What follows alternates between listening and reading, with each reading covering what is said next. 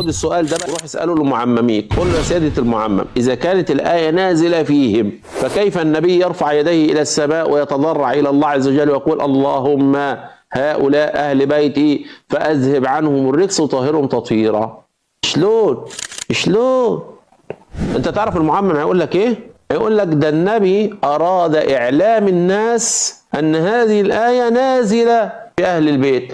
قول له يا سياده المعمم، نبي مش المفروض يرفع ايده للسماء عشان يعرف الناس؟ المفروض يصعد المنبر ويقول لهم يا جماعه الخير دي مش نازله في النساء، دي نازله في الخمسه او نازله في الاربعه، صح؟ لان المفروض اللي عايز يعلم الناس ما يرفعش ايده للسماء ويدعي، اللي عايز يعلم الناس يروح يصعد على المنبر او يقول الصلاه جامعه او جمعوا الناس ويقول اللي هو عايزه، صح؟ خلاص بقى كفايه بقى، ضحكتوا على الناس كتير بقى، خلوا الناس تفوق بقى من الغيبوبه اللي انتوا حطيتوهم فيها.